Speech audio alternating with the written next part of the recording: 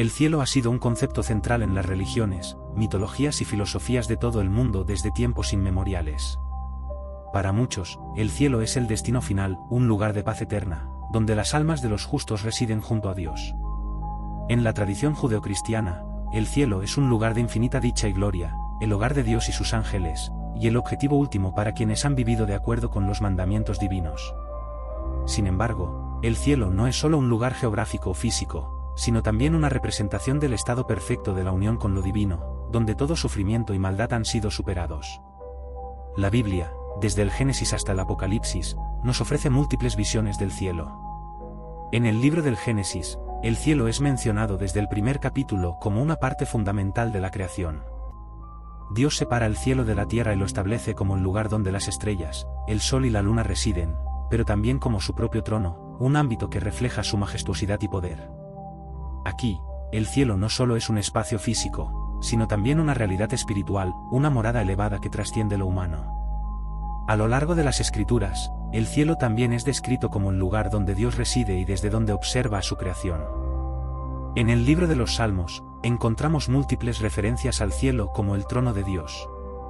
En el Salmo 103, 19, por ejemplo, se dice: «El Señor ha establecido su trono en el cielo, y su reino gobierna sobre todos».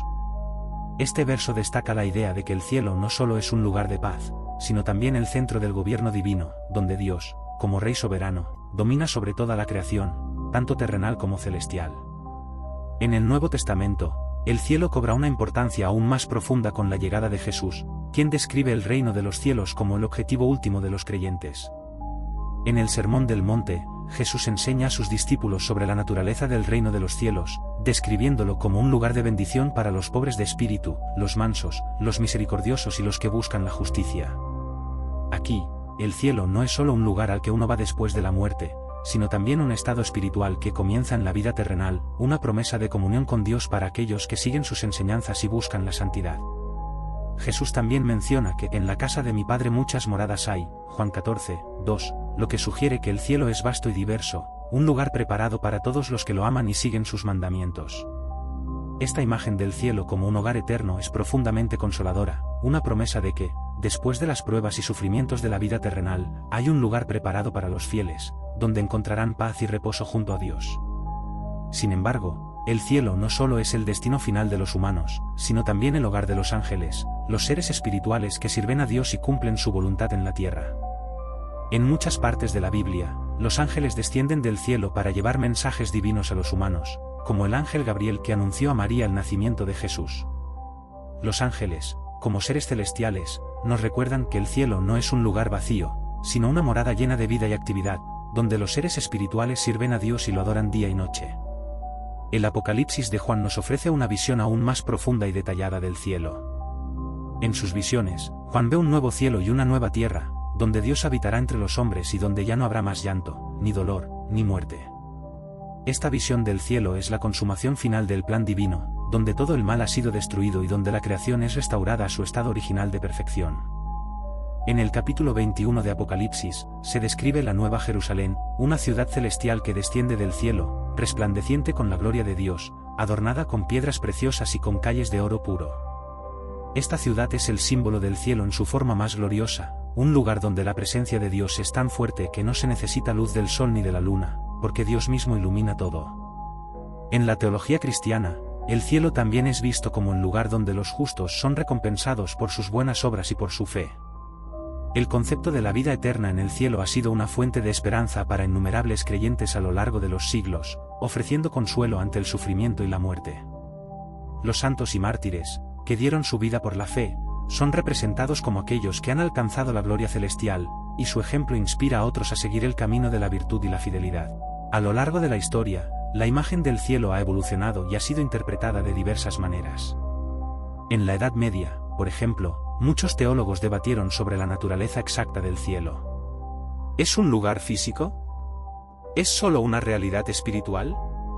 Algunos, como Tomás de Aquino, sostenían que el cielo es tanto un lugar físico como un estado de unión espiritual con Dios, donde las almas redimidas experimentarían la visión beatífica, es decir, la visión directa y plena de Dios. Otros, en cambio, vieron el cielo como un estado puramente espiritual, donde las almas estarían en perfecta comunión con el Creador. Además, el cielo ha sido descrito de diversas maneras en la literatura y el arte a lo largo de los siglos. Poetas y escritores como Dante Alighieri, en su Divina Comedia, ofrecieron visiones detalladas del cielo, representándolo como un lugar de luz pura, donde las almas de los bienaventurados cantan alabanzas eternas a Dios. En el arte medieval y renacentista, el cielo a menudo se representaba con imágenes de ángeles, santos y figuras celestiales rodeadas de una luz radiante, un contraste claro con las representaciones del infierno, oscuro y lleno de sufrimiento. En la teología y filosofía modernas, el cielo sigue siendo un tema central, aunque con una mayor apertura a la interpretación. Mientras que algunos continúan viendo el cielo como un lugar físico en el que las almas residen después de la muerte, otros lo ven más como un estado de existencia, una unión eterna con lo divino, libre del sufrimiento y el pecado. En este sentido, el cielo no es tanto un lugar al que se llega, sino un estado de ser que refleja la perfección, la paz y la justicia divinas. El cielo también ha sido objeto de muchas reflexiones filosóficas. ¿Cómo será experimentar la eternidad en el cielo? ¿Cómo pueden las almas individuales mantener su identidad en un estado de perfecta comunión con Dios? Estas preguntas han sido objeto de debate entre filósofos y teólogos, quienes han intentado comprender cómo se experimenta el tiempo, el espacio y la identidad en el más allá. Sin embargo, lo que todos coinciden es que el cielo, en su esencia, es un lugar de bienaventuranza y paz, un estado en el que la relación entre el Creador y sus criaturas es restaurada a su plenitud original. La promesa del cielo ha inspirado a generaciones de personas a vivir vidas de fe, sacrificio y virtud. Para muchos creyentes, el cielo no es solo un consuelo ante la muerte, sino también una fuente de fortaleza en medio de las pruebas y dificultades de la vida. Saber que existe un lugar de descanso eterno, donde todas las lágrimas serán enjugadas y donde no habrá más dolor ni sufrimiento, ofrece una esperanza profunda que da sentido y propósito a la vida. El cielo, en última instancia, es la culminación de la relación entre Dios y la humanidad. Es el lugar donde los seres humanos alcanzan la unión perfecta con su Creador, donde todos los anhelos y deseos son colmados, y donde reina la justicia, la paz y el amor. La promesa del cielo no es solo una promesa de vida después de la muerte, sino también una promesa de restauración y plenitud, de la superación de todo lo que es imperfecto y corrupto en el mundo. En resumen, el cielo es uno de los conceptos más sublimes y profundos en la tradición religiosa. Es el destino final de los justos, el hogar de Dios y sus ángeles, y el lugar donde la creación alcanzará su perfección final. Ya sea visto como un lugar físico, un estado espiritual o una realidad simbólica, el cielo sigue siendo una fuente de esperanza, consuelo e inspiración para millones de personas en todo el mundo. El Leviatán es una de las criaturas más misteriosas y aterradoras mencionadas en las Sagradas Escrituras. Su presencia en la Biblia ha intrigado a generaciones de creyentes y estudiosos, y su significado ha sido interpretado de diversas maneras, desde un ser mítico hasta una representación simbólica del caos y el mal. Aparece en varios libros de la Biblia, incluidos Job, los Salmos e Isaías, y se describe como una criatura marina inmensa, poderosa y peligrosa. A través de los siglos, su figura ha trascendido la tradición judeocristiana, apareciendo en mitos y leyendas de diversas culturas, siempre simbolizando fuerzas incontrolables y amenazadoras que solo Dios puede someter. La primera mención significativa del Leviatán aparece en el libro de Job, uno de los textos más antiguos y complejos de la Biblia. En este libro, Dios, al responder a Job, describe con detalle la grandeza y el poder del Leviatán. En el capítulo 41, Dios desafía a Job preguntándole si es capaz de someter a la temible bestia marina. Las palabras empleadas aquí no solo subrayan la naturaleza indomable del Leviatán, sino también su resistencia a cualquier intento humano de controlarlo. Es una criatura que, con su sola existencia, deja en claro la pequeñez y fragilidad del ser humano ante las fuerzas de la creación. El Leviatán es descrito como un monstruo marino cubierto de escamas impenetrables, con un cuerpo tan masivo y fuerte que incluso las armas más poderosas no pueden dañarlo. Su aliento es como el fuego, y cuando se mueve por el agua, provoca un caos en el mar, dejando tras de sí un rastro espumoso. A lo largo de la descripción, el mensaje es claro: esta criatura es invulnerable, temida por todos y capaz de infundir terror en los corazones más valientes. A lo largo de estos versículos, el Leviatán se convierte en el símbolo del caos primordial, una fuerza desatada que ningún ser humano puede controlar, salvo Dios. La imagen del Leviatán también está presente en los Salmos, donde se menciona su derrota por parte de Dios.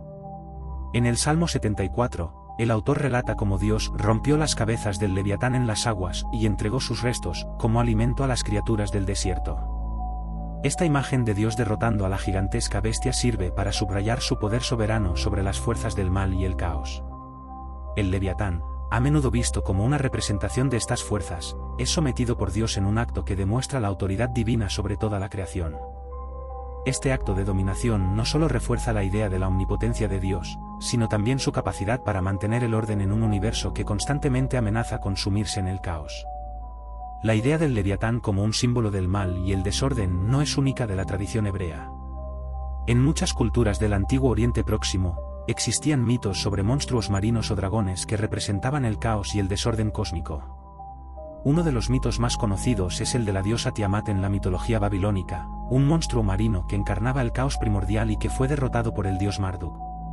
Este paralelismo sugiere que el Leviatán podría haber sido una adaptación de estos mitos en el contexto de la narrativa bíblica, donde, en lugar de ser derrotado por dioses paganos, es sometido por el único Dios verdadero. En Isaías 27, el Leviatán vuelve a aparecer, esta vez en el contexto de una profecía sobre el juicio final y la restauración de Israel. En este pasaje, se dice que en aquel día, el Señor castigará con su espada feroz, grande y poderosa al Leviatán, la serpiente huidiza, al Leviatán, la serpiente tortuosa, y matará al dragón que está en el mar.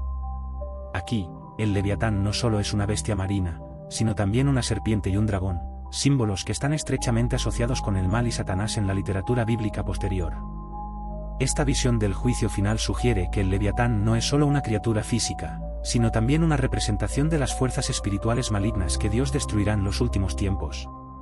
El simbolismo del Leviatán ha sido interpretado de diversas maneras a lo largo de los siglos. En la Edad Media, muchos teólogos cristianos lo identificaron con Satanás, el enemigo de Dios y la fuente de todo mal. Esta interpretación se basa en su asociación con el caos y la destrucción, así como en su descripción como un dragón, un símbolo que más tarde sería utilizado en el libro de Apocalipsis para describir a Satanás. Otros lo han visto como una personificación de la naturaleza misma, de las fuerzas indomables y a menudo destructivas que caracterizan el mundo natural. Bajo esta interpretación, el Leviatán es un recordatorio de que, aunque los seres humanos han logrado cierto control sobre la Tierra, el mar y las fuerzas naturales siguen siendo en gran medida incontrolables y peligrosas. En la literatura y el arte, el Leviatán ha sido representado de muchas maneras, a menudo como un dragón o una serpiente gigante que emerge del mar. En la Divina Comedia de Dante, aunque no aparece directamente, su imagen influye en la representación de las bestias y criaturas infernales que pueblan el infierno. De manera similar, en el arte medieval y renacentista, el Leviatán a menudo se vinculaba con imágenes del infierno y del juicio final, destacando su papel como un símbolo del caos y el mal que, al final, será derrotado por Dios. Pero más allá de su simbolismo teológico y literario, el Leviatán también ha capturado la imaginación popular. En el mundo moderno, su figura ha sido adaptada en diversas formas en la cultura popular, apareciendo en libros, películas y videojuegos. Su representación varía desde una criatura puramente mitológica hasta una especie de monstruo gigante, pero siempre conservando su esencia de fuerza indomable y aterradora. En muchas de estas adaptaciones, el Leviatán sigue simbolizando el miedo a lo desconocido, a las fuerzas naturales o sobrenaturales que los seres humanos no pueden controlar ni comprender completamente. Además de su influencia en la cultura popular, el Leviatán también ha sido objeto de numerosas interpretaciones académicas. Algunos estudiosos han sugerido que las descripciones del Leviatán podrían haberse basado en avistamientos de animales marinos reales, como el cocodrilo o incluso criaturas marinas extintas como los plesiosaurios. Otros ven al Leviatán como una alegoría, una representación simbólica de las luchas internas del ser humano, los conflictos morales y espirituales que cada persona enfrenta en su vida. Desde esta perspectiva, el Leviatán no es tanto un monstruo externo como una representación de las fuerzas del caos y el mal dentro de cada uno de nosotros.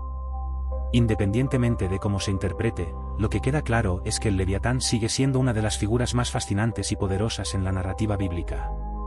Su presencia, aunque breve, resuena a lo largo de la Biblia y en la historia de la religión, recordándonos las limitaciones del ser humano frente a las fuerzas de la creación y el poder soberano de Dios sobre todas las cosas. Aunque el Leviatán simboliza el caos y el mal, también es un recordatorio de que, al final, estas fuerzas serán derrotadas y sometidas por el poder divino. En última instancia, el Leviatán representa el misterio y el poder del universo, una fuerza que, aunque aterradora y destructiva, está bajo el control absoluto de Dios. Es un símbolo del caos que amenaza constantemente con romper el orden divino, pero que, al final, será dominado y destruido por el Creador. Así, el Leviatán no solo es un recordatorio de las fuerzas del mal, sino también una prueba del poder absoluto de Dios sobre todo lo que existe, tanto en el cielo como en la tierra y en las profundidades del mar. Los Nefilim son una de las figuras más intrigantes y enigmáticas en la Biblia y en la tradición judía y cristiana. Su mención aparece en el libro del Génesis, específicamente en el capítulo 6, y ha desconcertado a teólogos, estudiosos y creyentes durante milenios. Son descritos como seres gigantes o poderosos, fruto de una unión antinatural entre los hijos de Dios y las hijas de los hombres. Este breve pasaje ha generado innumerables teorías y especulaciones acerca de quiénes eran los Nefilim, cuál era su verdadera naturaleza y qué papel jugaron en los eventos que llevaron al diluvio universal. La historia de los Nefilim comienza en un momento crucial en el Génesis, antes de que Dios decidiera enviar el diluvio para purgar la tierra de la maldad que la dominaba. El capítulo 6 de Génesis narra cómo los hijos de Dios, comúnmente interpretados como ángeles o seres divinos, vieron que las hijas de los hombres eran hermosas y tomaron esposas de entre ellas. De esta unión, nacieron los Nefilim, que en algunas traducciones se describen como gigantes o hombres de renombre. Aunque su aparición en la Biblia es breve, la mención de estos seres ha dado lugar a una vasta gama de interpretaciones sobre su naturaleza y significado. Uno de los aspectos más misteriosos de los Nefilim es la cuestión de quiénes eran realmente los hijos de Dios. Algunas interpretaciones sugieren que estos hijos de Dios eran ángeles caídos que, desobedeciendo las leyes divinas, descendieron a la tierra y tomaron esposas humanas. Esta lectura se ve respaldada por otros textos judíos antiguos, como el libro de Enoc, que expande considerablemente la historia de los ángeles caídos y los Nefilim. En el libro de Enoc, se describe como un grupo de ángeles, conocidos como los vigilantes, descendieron del cielo y se mezclaron con las hijas de los hombres, engendrando una raza de gigantes violentos y corruptos. Estos gigantes, los Nefilim, eran seres de gran poder y estatura. En algunas tradiciones, se los describe como monstruosos y destructivos, una raza de seres violentos que causaron estragos en la tierra. Su presencia y comportamiento contribuyeron al aumento de la maldad y la corrupción en el mundo, lo que eventualmente llevó a Dios a arrepentirse de haber creado a la humanidad y a decidir destruirla mediante el diluvio universal. Los Nefilim, según esta interpretación, fueron un símbolo del desorden cósmico, de la transgresión de las fronteras entre lo divino y lo humano, lo que desató consecuencias catastróficas.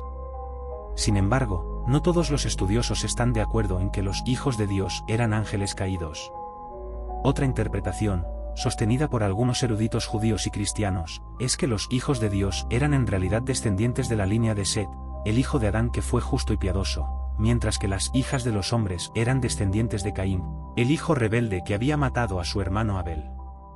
Según esta interpretación, los Nefilim no serían una raza de gigantes nacidos de ángeles y humanos, sino más bien los descendientes de la unión entre los justos y los impíos, que llevó a la degeneración moral de la humanidad.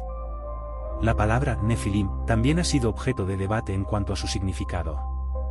En hebreo, la raíz de la palabra podría derivarse de napal, que significa caer, lo que ha llevado a algunos a interpretarla como los caídos o aquellos que han caído.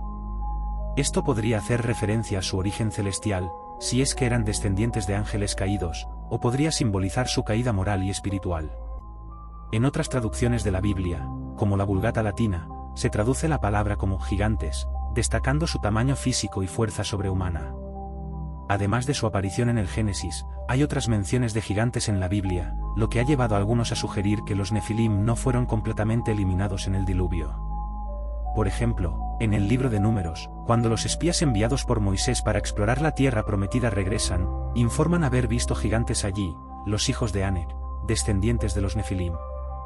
Esto plantea la posibilidad de que la raza de gigantes pudiera haber sobrevivido de alguna manera al diluvio o que el término Nefilim se utilizara de manera más amplia para describir a cualquier raza de seres gigantes y poderosos.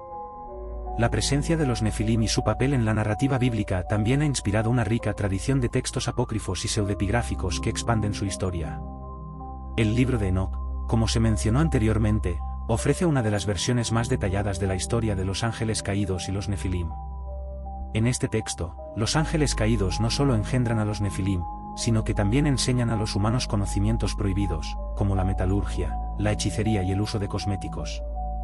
Estos conocimientos, según el libro de Enoc, contribuyeron a la corrupción y decadencia de la humanidad, lo que provocó la ira de Dios. El relato del libro de Enoc tiene una clara estructura apocalíptica, donde los ángeles caídos son finalmente castigados por su rebelión, y los nefilim son destruidos por el diluvio.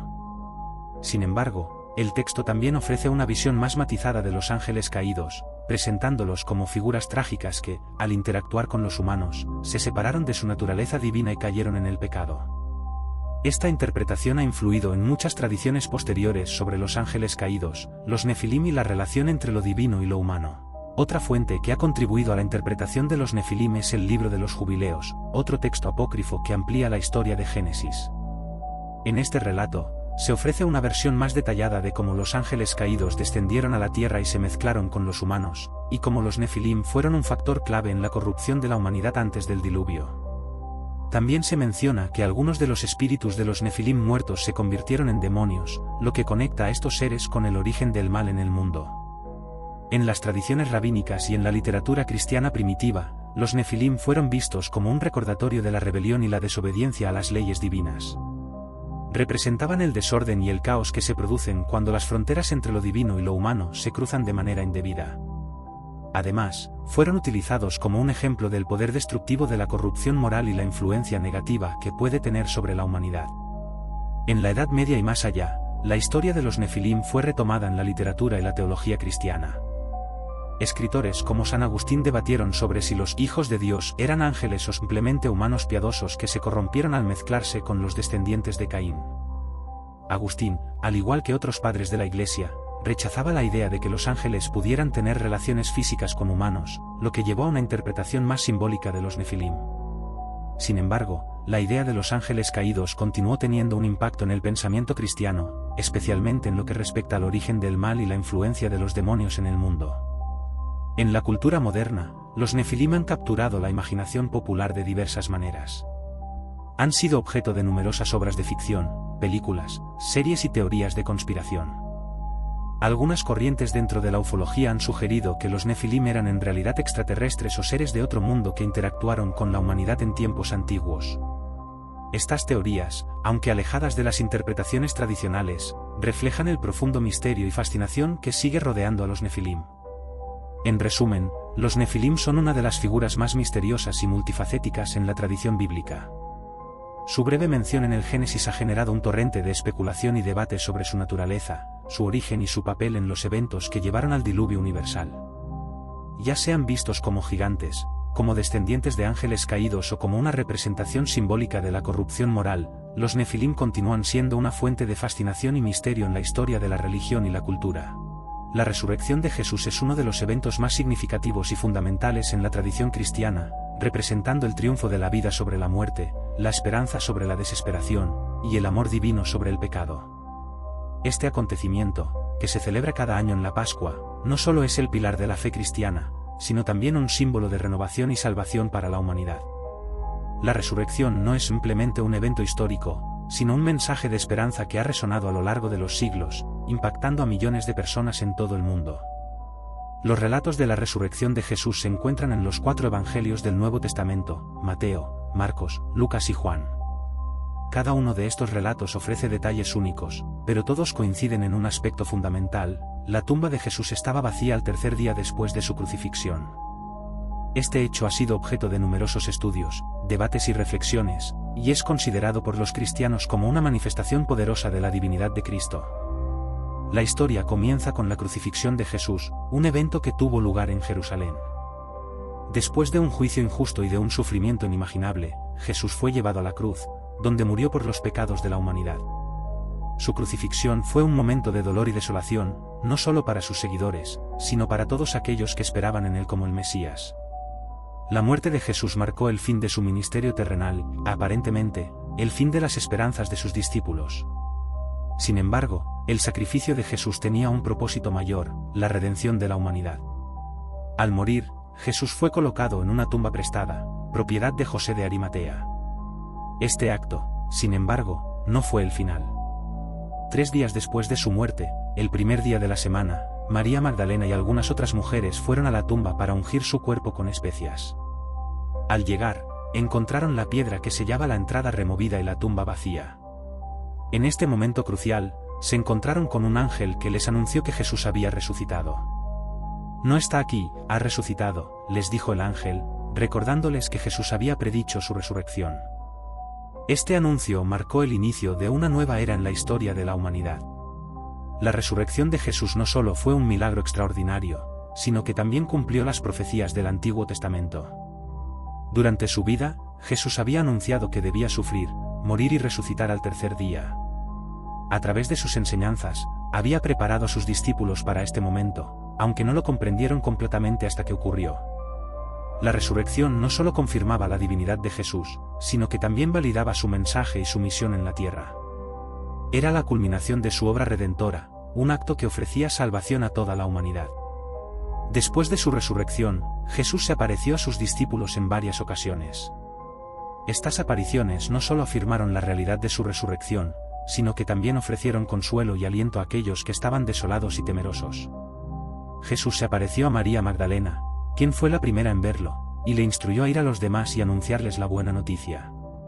También se apareció a los discípulos en el camino a Emaús, donde les explicó cómo las Escrituras se cumplían a través de su muerte y resurrección. Estos encuentros no solo fortalecieron la fe de sus seguidores, sino que también les prepararon para la misión que tenían por delante. Uno de los momentos más impactantes fue la aparición de Jesús a los 11 discípulos en el aposento alto. Estaban reunidos, temerosos y dudosos, cuando Jesús se presentó entre ellos, mostrando las marcas de los clavos en sus manos y su costado. Su saludo, "La paz sea con vosotros", fue un mensaje de esperanza y restauración. A través de esta aparición, Jesús no solo les aseguró que estaba vivo, sino que también les comisionó a ir y hacer discípulos de todas las naciones, lo que se conoce como la Gran Comisión. Este mandato marcó el inicio de la expansión del cristianismo, una misión que continúa hasta el día de hoy. La resurrección de Jesús también es fundamental para la teología cristiana. Según la enseñanza del apóstol Pablo, la resurrección es el fundamento de la fe cristiana. En 1 Corintios 3 y 14, Pablo declara: "Si Cristo no ha resucitado, vana es entonces nuestra predicación, vana es también vuestra fe". Esta afirmación resalta la importancia de la resurrección como la garantía de la salvación. La victoria de Jesús sobre la muerte es la promesa de que todos aquellos que creen en él también recibirán la vida eterna. La resurrección transforma la muerte en un paso hacia la vida eterna, brindando esperanza en la promesa de la resurrección para todos los creyentes. La resurrección de Jesús también simboliza la victoria sobre el pecado y la muerte. A través de su sacrificio en la cruz, Jesús tomó sobre sí los pecados del mundo, y su resurrección es la confirmación de que el poder del pecado ha sido vencido. La victoria de Jesús sobre la muerte significa que la muerte ya no tiene la última palabra. Para los cristianos, esta realidad es una fuente de esperanza y consuelo en momentos de pérdida y dolor. La creencia en la resurrección infunde una perspectiva de vida, recordando a los creyentes que la muerte no es el final, sino una transición hacia una vida eterna en la presencia de Dios. La resurrección también tiene un impacto profundo en la vida diaria de los creyentes. La esperanza de la resurrección impulsa a los cristianos a vivir con propósito y dedicación, sabiendo que sus vidas tienen un significado eterno. La promesa de la resurrección no solo brinda consuelo en tiempos de tribulación, sino que también motiva a los creyentes a vivir con amor, compasión y servicio hacia los demás. Al reconocer la gracia que han recibido a través de la resurrección de Jesús, los cristianos son llamados a compartir ese amor y esperanza con el mundo. El mensaje de la resurrección ha trascendido el tiempo y la cultura, resonando a lo largo de la historia de la humanidad. Desde los primeros días de la Iglesia hasta la actualidad, el relato de la resurrección ha sido proclamado, cantado y celebrado en todo el mundo. En la liturgia de la Iglesia, la resurrección de Jesús se celebra de diversas maneras, desde la liturgia pascual hasta himnos y cantos que glorifican la victoria de Cristo sobre la muerte. Las tradiciones de la Semana Santa, especialmente el Domingo de Pascua, son momentos culminantes para los cristianos, marcando la culminación de la historia de redención y la celebración de la vida eterna. La resurrección de Jesús también ha inspirado a innumerables artistas, escritores y pensadores a lo largo de los siglos. Desde las obras maestras de la pintura renacentista que representan la resurrección hasta la poesía y la literatura que exploran su significado, este evento ha dejado una huella indeleble en la cultura. La resurrección ha sido un símbolo de esperanza, libertad y renovación, representando el triunfo del amor sobre el odio, de la luz sobre la oscuridad. En el contexto contemporáneo, la resurrección de Jesús sigue siendo relevante. En un mundo a menudo marcado por la desesperanza, la injusticia y la angustia, el mensaje de la resurrección resuena con fuerza. La esperanza de que el amor divino triunfa sobre el mal y la muerte ofrece un bálsamo para las almas afligidas. La resurrección invita a las personas a reflexionar sobre su propia vida, sus relaciones y su propósito, recordándoles que hay un camino hacia la redención y la transformación. En conclusión, la resurrección de Jesús es un evento central en la fe cristiana, representando el triunfo de la vida sobre la muerte y la promesa de la redención para todos los creyentes. Este acontecimiento no solo valida la divinidad de Jesús, sino que también establece el fundamento de la esperanza cristiana. La resurrección invita a todos a experimentar la transformación y la renovación que ofrece el amor divino, recordando que, en Cristo, la muerte no tiene la última palabra. Al celebrar la resurrección, los cristianos son llamados a vivir en la luz de esta verdad, compartiendo el mensaje de esperanza y salvación con un mundo que anhela desesperadamente la redención.